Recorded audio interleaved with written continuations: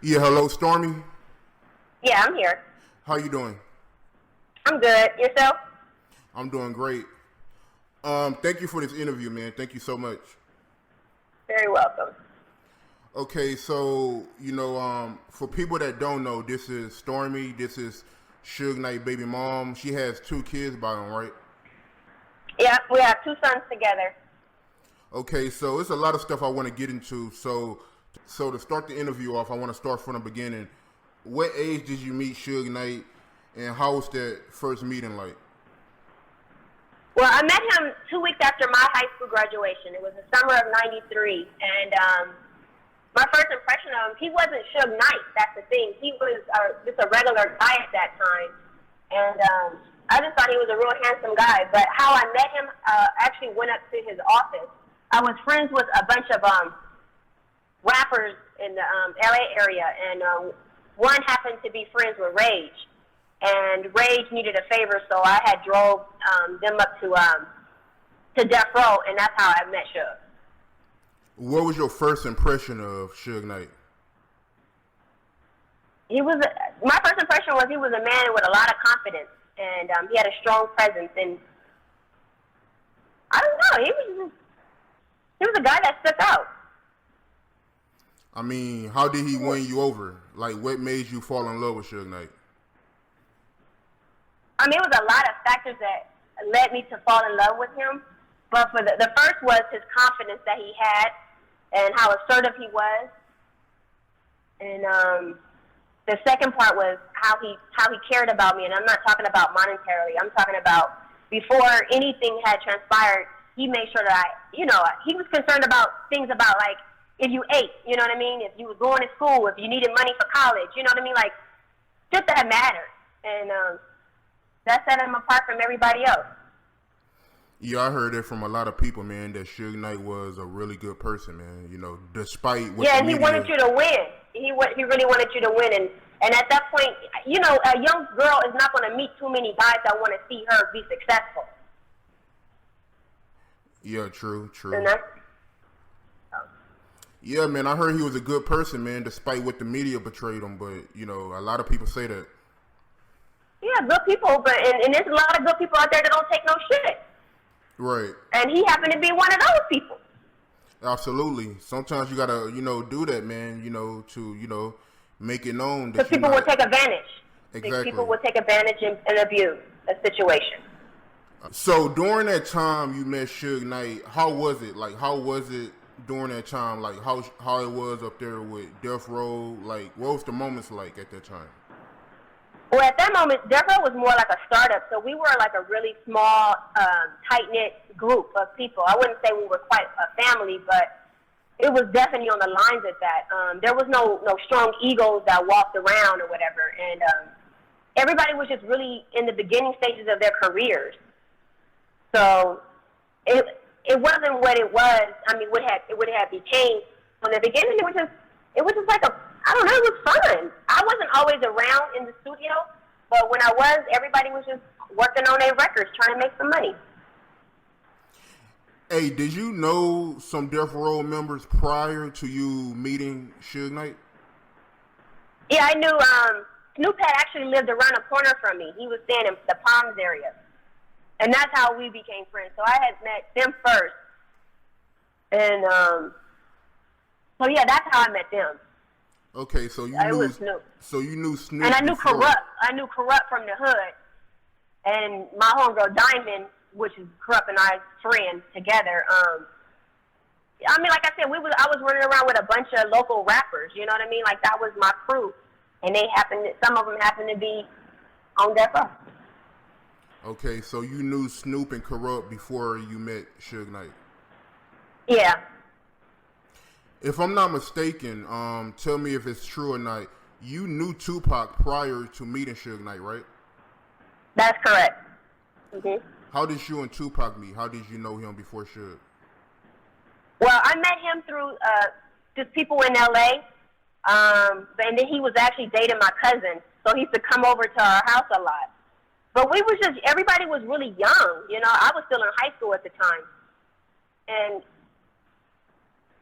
I mean, I don't think none of us thought about him being a star at that moment. He was just Tupac at that. You know, he was just the dude that knew a gang of people in L.A. and hung out in L.A. So what year was this then? This was like 92, 93. He had just released that single, I Get around that time. Okay. That's when he just left Digital Underground, right? Mm-hmm. Okay, that's when he was first going solo. Cause I think he did Tupac Was Now, then he did Strictly for My Niggas. I think I Get Around was on Strictly for My Niggas. So yes, it was definitely Strictly for My Niggas days. Cause I remember having that tape. Yeah, like he was known at that time, but I guess he wasn't famous, but he was known. So yeah, that makes sense. Because it's different. The times is different. It was the early '90s, so yeah, he was known, but it is not. His star level wasn't what it was. How we value him today. You get what I mean? Right. So how was the first meeting like when you met him? Was he cool? Like he was a cool dude, very talkative, very intelligent. He used to come and have a lot of conversations with my mom, and it was just a really well-rounded young man. You know what I mean? I never seen an aggressive side of him. He was just he was a nice guy. Right. Okay. I never got on his bad side. I remember, because I follow you on IG, I remember you posted a picture. It was like a picture of you and one of your friends, and you made a comment saying that you and your friend used to follow Tupac around or whatever, and your friend had a crush on him or something like that? Well, every girl had a crush on him, and this was after, I never followed him around. Let's stand corrected. I never followed nobody around. But at this time, what she meant by that was, when, with Suge, we would all hang out. That's what she meant. Like, I would invite my homegirls out to hang out with me. You know what I mean? So everybody was hanging out. That's what she meant. So if we was all caravan, we was caravanning somewhere, That's how that was. It wasn't, we wasn't following them around, stalking them or nothing like that. It was nothing like that. Yeah, I got you. That's pretty much how. So when you was with Suge and, you was, pretty much affiliated with Death Row. You knew people from Death Row. Did you already know Tupac?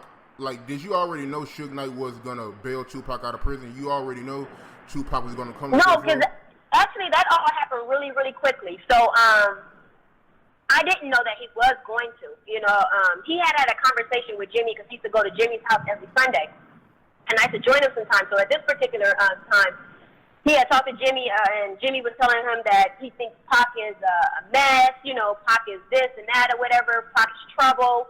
And he sort of just threw the towel in on Pac and was going to just leave him there. And she told Suge that you can have him. And Suge said, I can have him? Like, he can be on death row? And that was history. Suge went out there and got that boy. Okay. Hey, what was the reaction? Like, what was your reaction when you first heard that Suge Knight bailed Tupac out of prison? I mean, I was happy. I always trusted Suge's decisions. I knew that Suge was always going to make a good decision for the company, you know what I mean? And he was definitely looking for his next star. People started to realize that Suge was the CEO of a record company, you know what I mean? And he was in the business of making music and stars. So he was looking for that next person that was going to be that it factor. And Pac had everything that he wanted. And so when he went and got him, it was an exciting time. It kind of, the motivation, I don't even know how to describe it, but everything just started going real fast once Pac came on. Because Pac had a lot of shit to get off his chest, apparently. That's why he had so much music. What was your first run-in with Tupac when he joined Death Row? Oh, I can't even remember exactly. That's a long time, but I can't remember that. Maybe in the studio? I don't know. It wasn't at the office or anything like that. Maybe in the studio. Pac went straight to the studio. So it definitely had to be in the studio. And he was in straight work mode, and Suge was in work mode. I got you. Hey, you made a comment, and you said that when Tupac joined Death Row, he made Suge Knight feel invincible. What you mean by that? Okay. So what I mean by that, because I don't want that to be taken the wrong way. Suge is a very confident man, but I think Pac kind of fed into Suge's ego and pumped him up a little bit more to push him out in the forefront. And I think they sort of kind of both fed off each other's egos. Pac needed a muscle, and Suge was going to be the dude to push the line for him. And I think they had a mutual understanding with that. Because I'm not going to say he used Suge. Suge's not going to let anyone use him. But, you know, they know what they was getting from each other. You get what I mean? So, yeah, Pac did kind of have Suge feeling some kind of way, in my opinion. But I was his girlfriend, so I can say that. You know what I mean? Because I did see the difference. What was your discussions with Suge Knight behind the scenes about Tupac? Like, did he ever have conversations with you about Tupac? Nothing negative. Yeah, we had a lot of conversations, but it was always something good. You know, like I remember when they was doing the double CD, and Suge was really excited about that being the first double CD out at that time. You know what I mean? And he discussed that. He made sure that he gave Pac the best deal. So he had the most points at that time as an artist. So, I mean, we talked about that kind of stuff. You also made a comment saying that Suge Knight treated Tupac like an equal. Yes. So, and because Suge didn't really fraternize with his artist that much. You know what I mean? He really kept that relationship separate. And but with Pac, it was quite different, and I think that probably caused a little bit of concern with some of the other artists too, because they were they knew they could tell that the relationship was different that he had with Pac. So I say equal is because I think he looked at him as a brother. He respected him. He respected his work ethic, and they both had common goals. They both wanted to be successful. Suge he really wanted to make a lot of money. Pac wanted to make a lot of money. Not saying nobody else did, but they was doing what it takes to get there. Okay. Suge felt like everybody else didn't want to put in the work. All right, keep it real with me. I'm gonna take these questions to the next level. Do you think Snoop Dogg was jealous of Tupac? Do you think DPG, Snoop Dogg, and everybody else felt the type of way about Tupac when he came out and he started taking all the shine? I don't know. They gotta say that. I just know there was a little bit of it was an issue with it because they were, you know, they were the people that were on. They were the artists that was there first, and then this dude come in and his dude he basically was getting everything better than everybody else. So yeah, that will cause some envy, you know what I mean, or some jealousy. But I can't necessarily say they were jealous. I just think that their work ethic didn't match up to Pac at the time. So he was just out beating them when it came to just music. I don't know how they felt about it though. I really didn't. I mean, I can't say I didn't care, but as a record company, we was, you know, when you see somebody producing that kind of material and they pushing stuff out and you making money and, you know, we didn't look at it like that, you know, at that time. I saw it, but I didn't look at it like that. Yeah, if that kind of makes sense. yeah, that makes sense. That makes sense. So tell me some of your moments you had with Tupac when Tupac was on death row. What kind of what moment? Like, tell me some of your moments you had with Pac, like a moment you shared with Pac when he was on death row. I didn't share a lot of moments with him. Suge was the kind of guy that didn't leave his girlfriend around dudes. And I wasn't the kind of girl that sat up in dudes' face, so I didn't have a lot of moments with him. After my son was born, you know, it was discussed that he was the godfather. You know, but other than that, I mean, my moments with Pac was very brief. We only had one actual moment that I can really recall that stuck out was when we was all in New York. I can't remember if we was going, I think this was the Saturday Night Live trip. I can't remember if it was that one or another time. But we was all in New York, and I just remember the Biggie song came on the radio. And I didn't put the connection together because I was just so, like, not, you know, I didn't care about that. I wasn't concerned with the beef or whatever. And the Juicy song came on, I'm singing the lyrics, and Pac and I got into it because he told me not to sing the words to the song, and I'm like, you can't talk to me like that. So that was the only, like, kind of thing that we ever had a disagreement about. But other than that, no, we was always cool.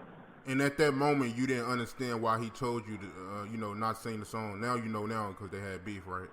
Well, I knew later on in the day, you know what I mean? I just wasn't used to nobody talking to me. I got you. Like, what? Hey, what was your thoughts? Talking to me? What was your thoughts on the whole East Coast, West Coast beef when it was going on? I was all West Coast. The next question I'm gonna ask you, if you don't want to answer, is all good. But hey, did you have any relationship with Sharita Knight?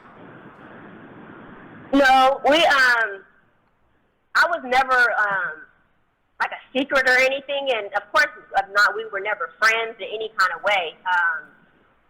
She knew about me just as much as I knew about her. I didn't have a relationship with her, you know.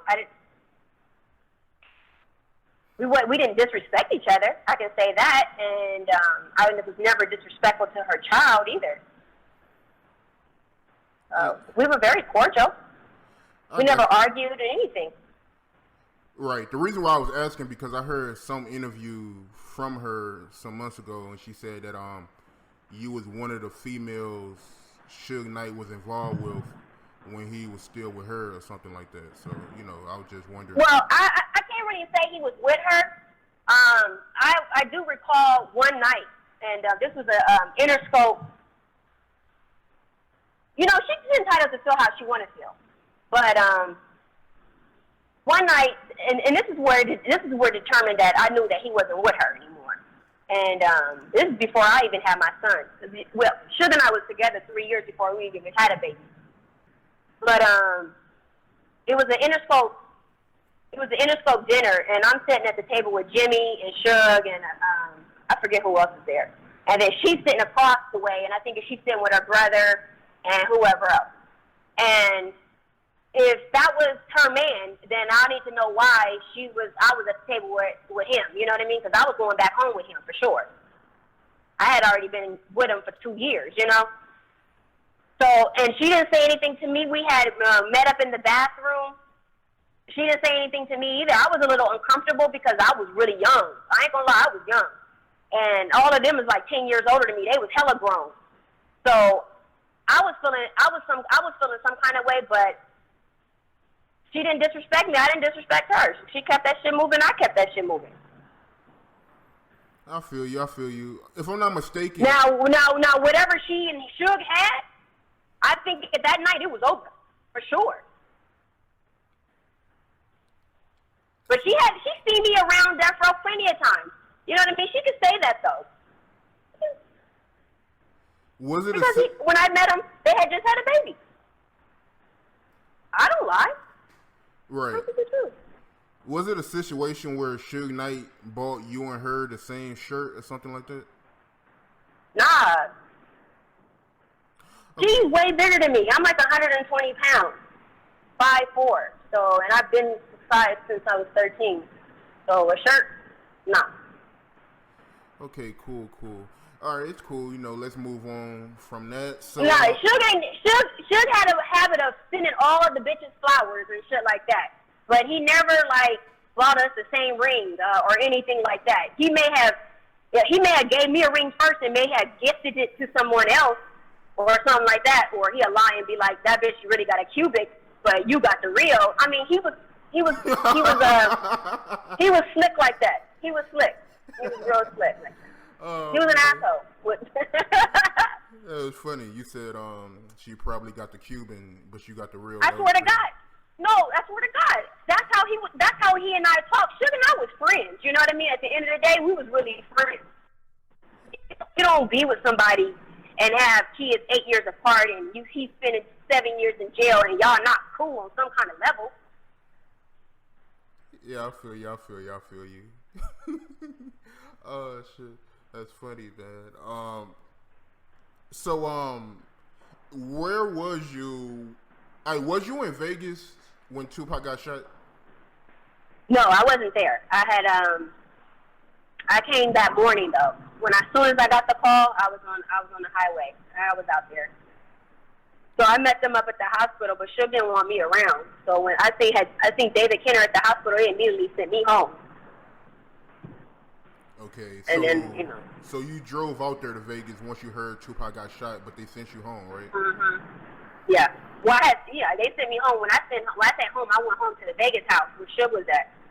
And then I knew he was dealing with a whole lot. Made sure he was all right, and I left. I went back home. Okay. Hey, what was the conversations like with Suge Knight when Tupac got shot? Like prior to Tupac being announced that he died, like the days leading up to him officially dying, like how was Suge Knight's spirits? Like what was the conversation like at that time? He wasn't really talking. Suge is the kind of person that shuts down. He ain't gonna talk. And he wasn't really talking. You could just tell that he was fucked up. You know what I mean? Like he was sad. Yeah, I got you. So, what was your reaction and where were you when it was announced that Tupac died? More likely, I was at home. My kid, my baby was an infant, so I was at home. I got you. So, I know you and Suge Knight is cool now. Everything is good, but I wanted to ask you,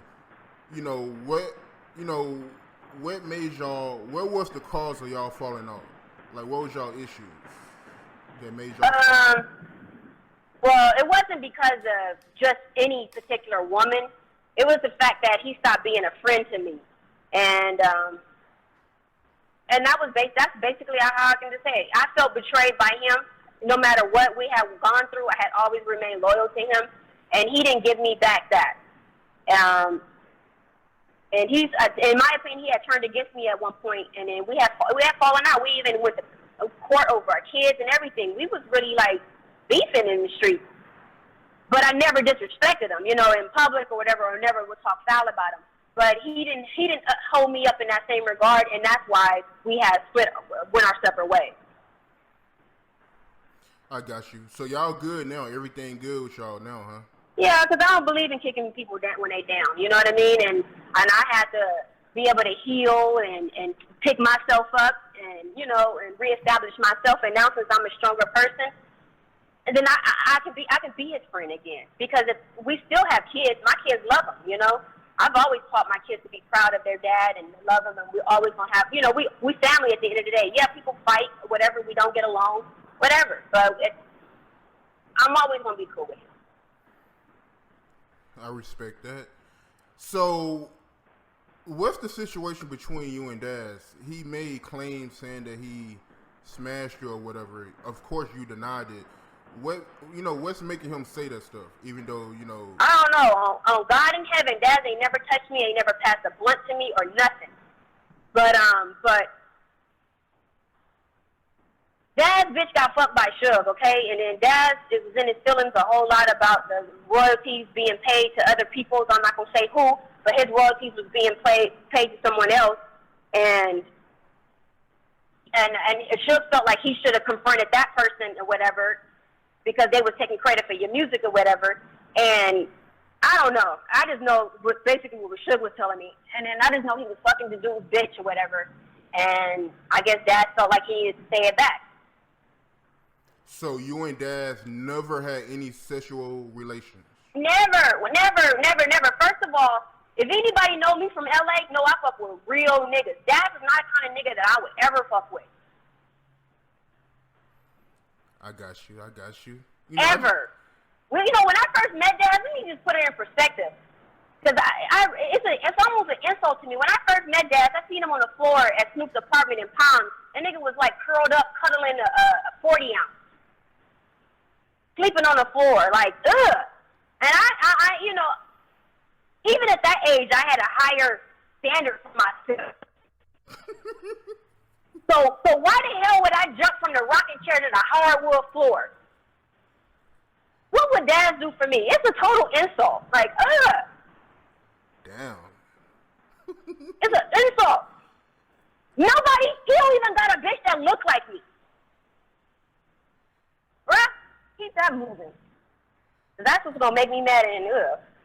Yeah, I just, I hate to bring it up, but once again, Yeah, but we can address it. I mean, it definitely is something that needs to be addressed because people are thinking that I had something to do with Daz or I had something to do with Snoop. Like, come on, right? Like, why would I go from the boss to y'all? I mean, I went straight to the top. Yeah, I heard that too. I heard you did mess with Snoop. I heard that rumor too. I ain't never messed with Snoop. Never, never, never, never. And he should tell you that too. It's the same thing. When I used to go over there and smoke in his house, he used to have an 8x10 of him and Shantae on the table. So I gotta be a bitch that don't love herself if I'm gonna fuck with a nigga that got a picture of him and his girl on a coffee table on an 8x10 size in a frame, double-sided. Hey, I feel you. Hey. I'm having a real conversation with you right now. You getting a real storm right now. Hey, once again, it's only right, and the reason why I say that is because there's numerous videos of, Daz and other people claiming that they, smashed and they did stuff with you. So, and you don't really do interviews like that. So, I'm trying to give you a platform. Right, I ain't never been the type that put myself in a position where I would let a nigga make me look stupid. You know what I mean? That's one thing I ain't never did. Never. I ain't never been thirsty for no money. I ain't never been thirsty for no clout. I don't want to be no star. I ain't never want to be a singer, rapper, or nothing. But a nigga like Daz will get knocked the fuck out, keep talking about me. And I'll say that much. I feel you. So we're gonna and any other nigga at that point. All right. We're gonna keep nigga, it moving. Say it to my face. Say it to my motherfucking face, niggas. Bitch ass niggas. Sorry, made me go on one because I really hate being insulted by these weenie ass niggas that don't got no heart. Any nigga that I fucked with in the street got heart, niggas. Yeah, I feel you. Like I said, man, it just threw me off. You know what I mean? Like, it just really threw me off. I'm not no bougie girl. You know what I mean? I grew up in the hood. I ain't never been a hood rat. You know what I mean? And my neighborhood that I grew up in could tell you that. So why, if I ain't never let half of my homies fuck, why the fuck would I let these weenie ass niggas fuck? Man, come on. I feel you. Bitch love herself hella much. Once again, I hate to bring it up, but like I said, you don't really do, interviews. So, I wanted you to address all this, give you a platform. Mm-hmm. Because, a lot of people already have they already have their opinion on you based off of. And they can have them. They can keep them. But don't nobody never say nothing to me. So, opinions like assholes. Everybody got one. Okay, so you pretty much think Daz is lying, saying that he smashed you because Daz is lying on Jesus Christ, on my mama's soul, on my two sons' soul. That nigga's lying. No, I believe you. But you think he's doing it because Suge Knight used to smash his baby mom? That's exactly right. Okay. I believe you. Suge just didn't fuck his baby mama. Suge fucked the whole bitch's baby mama. That's why all them niggas is really mad. Oh, okay. Nigga was knocking down every bitch in L.A. Yeah, I heard, man. I heard he was knocking down, a lot of dudes, chicks, and death row. And Suge was the type that would buy your bitch something that he knew you couldn't.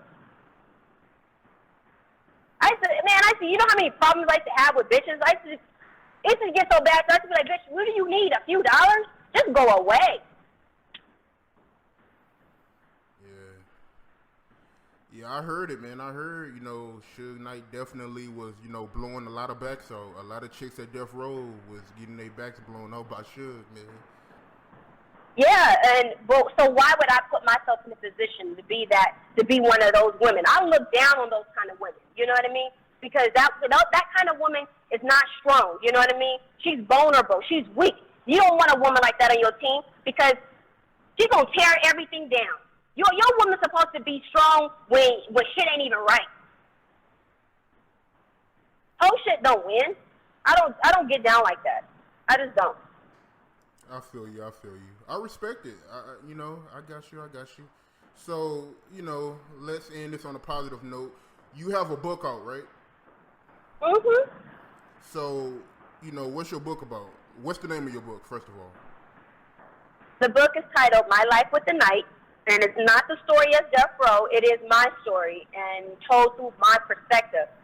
I had been around Death Row from the beginning to the end, and I felt like there were so many stories that were being portrayed and told, but nothing was definitely unbiased. You know what I mean? Everybody was just telling their version. You know what I mean? So it's one thing for a kid to get a whooping, but it's another thing for the kid to explain why he was in trouble. You know what I mean? And I hate to use that analogy because I'm not saying nobody got whooped on, but it just there was no innocent victims in this. You know, that's all I got to say. It was business. Where can people buy this book? On Amazon. Okay. Do you got any upcoming projects or anything coming up? No, because after I wrote that book, I really kind of wanted to put the whole Death Row thing behind me.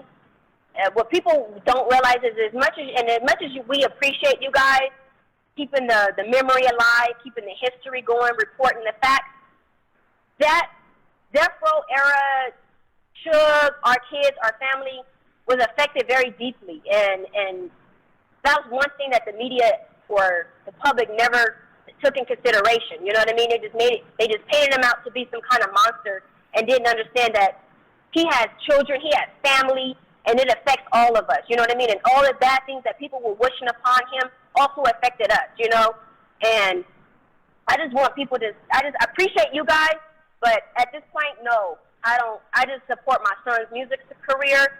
My other son, whatever he wants to do when he gets to out of school, and that's where we at. We just gonna be a family, but we appreciate you guys still uplifting Death Row and keeping the memory alive. Absolutely, that's what it's all about. Hey, I was just about to get into that. So what's up with Suge Jr. man and his music? Well, he released a Guapo 2 last month, and he just released a video of Negativity this week. So he's doing really well. He has some shows coming up. I know he's going to be in Georgia. I don't know. I got to look at his itinerary. But he's doing well with his music. We're really happy that he's pushing through and creating his own lane. Yeah, man. Shout out to your son, man, because I remember when that whole Daz thing was, going on. I remember him, jumping in and, he had a few words for Daz. So shout out to him, man. Good dude. Yeah, because my kid knows. You know what I mean? Like, come on, don't use us as pawns. Because we ain't gonna play with you. Absolutely, man, absolutely. So, hey, man, thank you so much for doing this interview. And like I said, I think it was only right to do an interview with you because it's a whole lot of narratives going around about you or whatever. And, I wanted to give you a voice, put you on the platform to tell your story. Thank you. To kill a lot of, rumors and everything going on. So, it was only right. Thank you. I appreciate you. I do. And I appreciate you reaching out to me so we could do this. Absolutely. So, but I'm very accessible, you know what I mean? Approachable. I'm not a Hollywood person at all. So, if anybody want to know something, I'm always open to to give you the truth, whether you like it or not. It's because it's my truth. You know what I mean? I don't know what your truth is or their truth is, but I can only tell you my truth. You said you approachable? I'm totally approachable. Where a lot of dudes be scared to come up to you because you look pretty good. No, follow you on IG, man. No, I wasn't meaning that way. I'm not approachable that way. And that's available. I didn't say available. I mean approachable, meaning that I'm very open. I talk to people. You know what I mean? I don't shy away from people. I don't feel like I'm on a higher pedestal, that I have some kind of secret that, no. I speak to everybody. You know what I mean? I treat everybody the same.